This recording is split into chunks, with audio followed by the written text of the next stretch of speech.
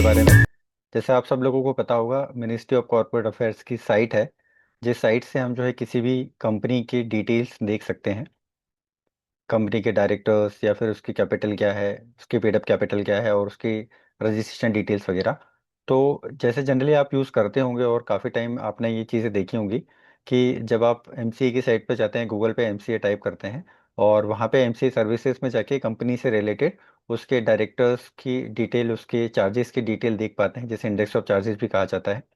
कौन कौन से लोन कंपनी ने लिए हैं, उसकी बुक क्या है, ये सारी चीज़ें वहाँ पे, और काफ़ी सारे डॉक्यूमेंट्स भी आप वहाँ से डाउनलोड कर पाते हैं कुछ नॉमिनल सी फ़ी पे करके। आज हम डिस्कस करने वाले हैं, नाउ डेज आप ये सारे लोग ये प्रॉब्लम फेस कर रहे होंगे कि आप एमसीए की साइट पे जब जा रहे हैं, जैसे मैंने यहाँ पे अभी एमसीए की साइट ओपन की हुई है। आप एमसीए की साइट पे जाते हैं, मास्टर, यहाँ पे आप कंपनी सर्विसेज ऑप्शन आपको यहाँ पे मिलता है, जिस ऑप्शन में जाके आप कंपनी की डिटेल निकालते हैं।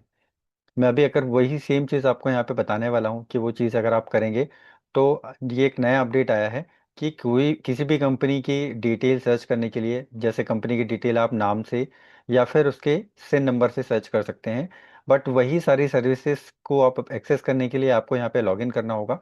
तो कैसे आप एक पब्लिक यूज़र के फॉर्म में इस पोर्टल पे लॉगिन कर सकते हैं, वो सारी प्रोसेस मैं आपको आज बताने वाला हूँ, ताकि जब आप अब कभी पोर्टल पे जाएं तो आपको एक बार अगर आप लॉगिन बना लेंगे तो फिर आप जो भी एमसीए डेटा की सर्विसेज हैं उसको बहुत इजीली एक्सेस कर पाएंगे। अब वो करना कैसे, वो हम सारी चीज़ें यहाँ पे देखेंगे। तो मैं ये पूरा का पूरा प्रोसेस एकदम शुरू से आपको बताता हूँ। आपको गूगल पे जाना है, आपको यहाँ पे एमसीए टाइप करके एंटर कर देना है। आपके पास पहला पेज आएगा एमसीए का, इस साइट पे जाके आपको क्लिक करना है और एमसीए का आपका पेज यहाँ पे ओपन हो जाएगा। यहाँ पे आपके पास ऑप्शन आता है, तो यहाँ पे देखिए आपका एमसीए सर्विस का ऑप्शन है। यहाँ पे एक और ऑप्शन आता है जो जनरली हम इस्तेमाल करते हैं, जो हमारे पास किसी भी कंपनी का डेटाबेस देखना है या कुछ करना है तो हमारे पास वो इस्तेमाल होता है। उसके बारे में मैं आपको बताने जा रहा हूँ कि वो चीज़ कैसे होंगी और कैसे आपको दिखेंगी। ठीक है। तो अभी हम बात करेंगे कि ये आपको किस तरीके से वेबसाइट अभी नेविगेट नेविगेट करनी है और कैसे आपको जो है अपना लॉगिन आईडी पासवर्ड बनाना है।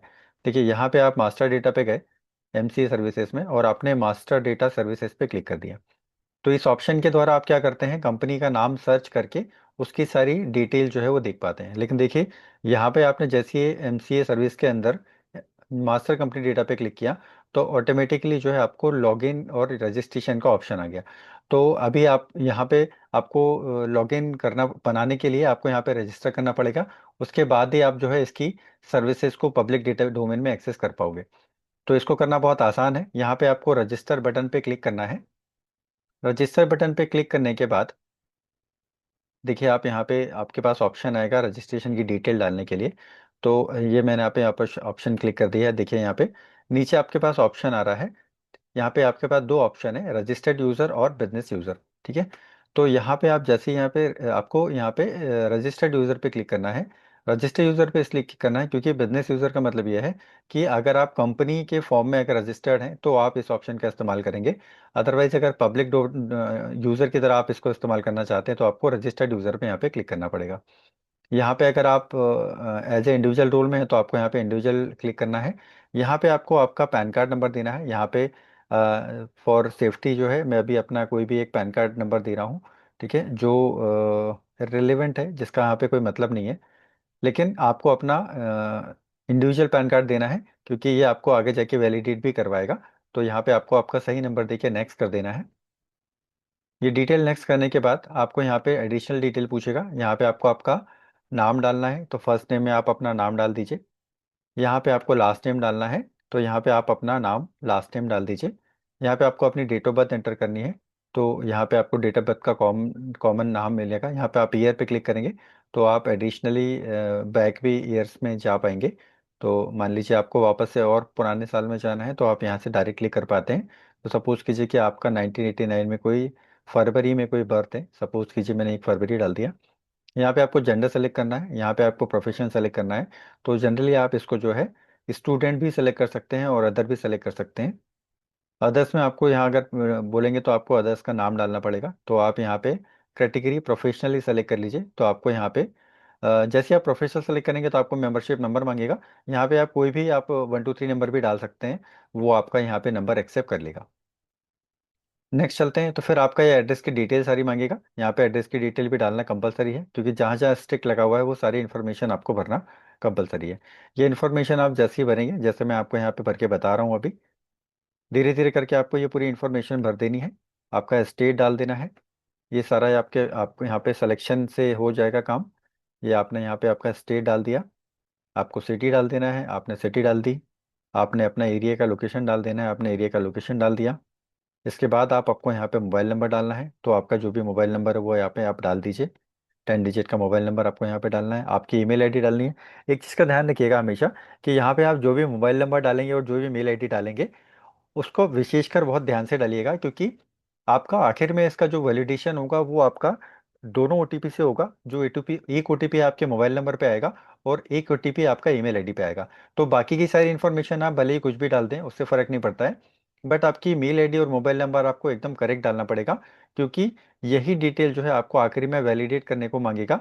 और जब आप इसको वैलिडेट करेंगे, तभी आपका यूज़र आईडी और लॉगिन पासवर्ड आपका क्रिएट होगा। और ये लॉगिन आईडी पासवर्ड क्रिएट होने के बाद आपका इजीली जो है, आप जो है आगे इसमें लॉगिन करके काम कर पाएंगे। और सिर्फ जब आप इसको वापस से लॉगिन करेंगे, तो आप उस इन्फॉर्मेशन को सेव कर दीजिएगा।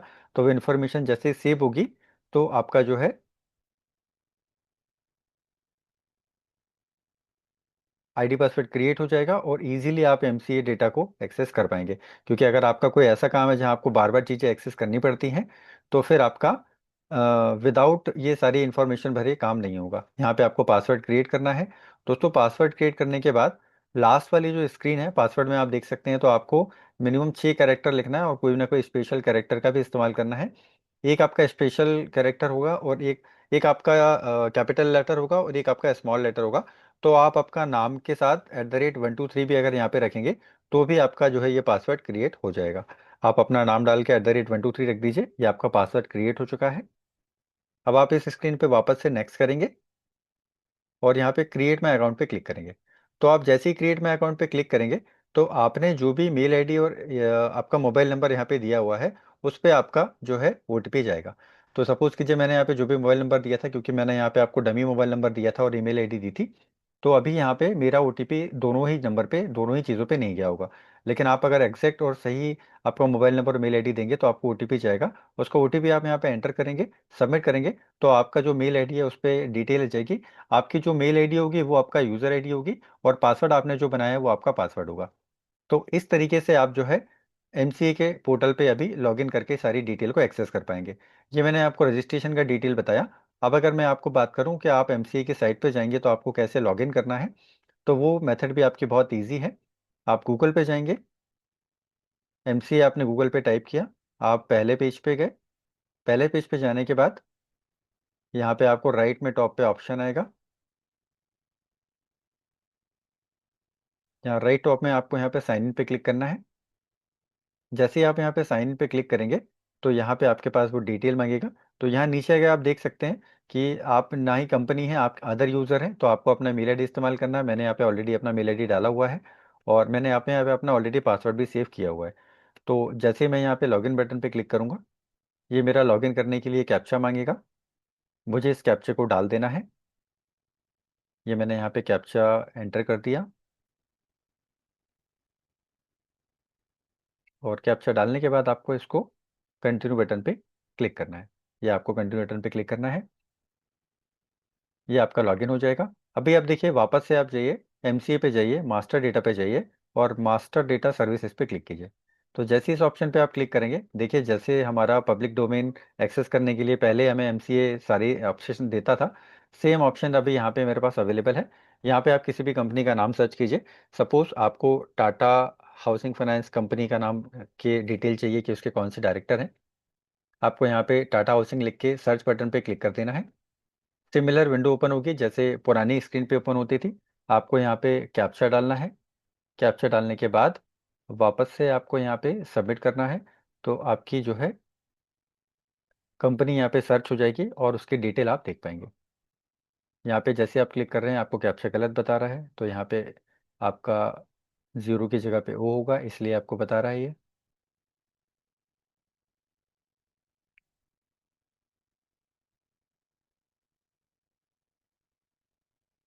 आपको अगर कैप्चा समझ नहीं आ रहा है तो आप इसको रिवाइज भी कर सकते हैं, या आपके पास दूसरा कैप्चा आ गया है। हम अभी ये वाला कैप्चा डाल देते हैं।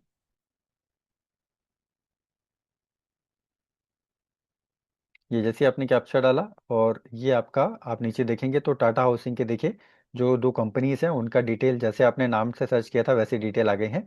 अब इसके बाद देखिए यहाँ पे ऊपर वाला जो है आपका इनएक्टिव है, तो आप नीचे वाला टाटा हाउसिंग डेवलपमेंट कंपनी के अंदर भी जा सकते हैं। तो अगर सिन नंबर पता है तो सिन नंबर से भी सर्च किया जा सकता है। आप जैसे इस ऑप्शन पे आप क्लिक करेंगे तो आपको इसकी कंपनी की जो डिटेल इन्फॉर्मेशन है वो सारी डिटेल इन्फॉर्मेशन मिल जाएगी। जैसे यहाँ पे अगर आप नीचे देखेंगे तो मास्टर डेटा आ चुका है। ये देखिए, ये कंपनी का मास्टर डेटा है, इसका रजिस्ट्रेशन कहाँ हुआ है। इसको और नीचे आप देखेंगे तो इसका जो है ऑथराइज कैपिटल कितना है, तो आप यहाँ पे देखेंगे अगर, तो इसका जो है आपका 2000 करोड़ का ऑथराइज कैपिटल है। पेड अप कैपिटल देख लीजिए आप इसमें कितना है। ठीक है, ये आपका टाटा ग्रुप की ही कंपनी है, टाटा हाउसिंग। इसके बाद अगर आप इसके जो है चार्जेस देखना चाहें, मतलब ये कि इसने किस किस बैंक से लोन लिया है, तो देखिए यहाँ पे 25 करोड़ का लोन एक्सिस बैंक से है, इस तरीके से एक्सिस ट्रस्टी से इसका लोन है। इस तरीके से इसके डिफरेंट लोन है। अगर आप इसके डायरेक्टर देखना चाहें तो आपको यहाँ पे मैनेजिंग डायरेक्टर और सारी लोगों की डिटेल मिलेगी, जो इसके एक्चुअली प्रमोटर डायरेक्टर हैं या जो इसको चलाने वाले हैं। साथ में कंपनी सेक्रेटरी की भी डिटेल है। अब ये सारी डिटेल को अगर आपने डेस्कटॉप पे रखना चाहते हैं या एक्सेल में सेव करना चाहते हैं, तो एक्सपोर्ट में एक्सेल का ऑप्शन आता है, एक्सपोर्ट ऑल। इस ऑप्शन पे आपको क्लिक करना है।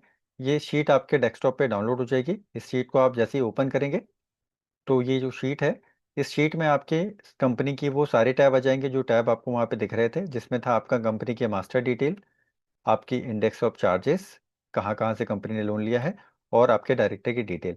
अगर आप कभी भी कोई प्रपोजल बना रहे हैं या फिर कभी भी आपको किसी कंपनी के डेटा या प्रोफाइल या रिसर्च के लिए डेटा की ज़रूरत है, तो आप एमसीए डेटा से इसी तरीके से किसी भी कंपनी का पब्लिक डोमेन का ये डेटा एक्सेस करके उस कंपनी से रिलेटेड बैकग्राउंड या डिटेल आसानी से बना सकते हैं। थैंक यू दोस्तों। मुझे लगता है अगर आपको लगता है अगर मेरी वीडियो आपको पसंद आई है तो प्लीज़ मेरे चैनल को सब्सक्राइब कीजिए, और बेल आइकन को प्रेस कीजिए ताकि आपको आने वाली वीडियोस की अपडेट मिलती रहे। Thank you very much.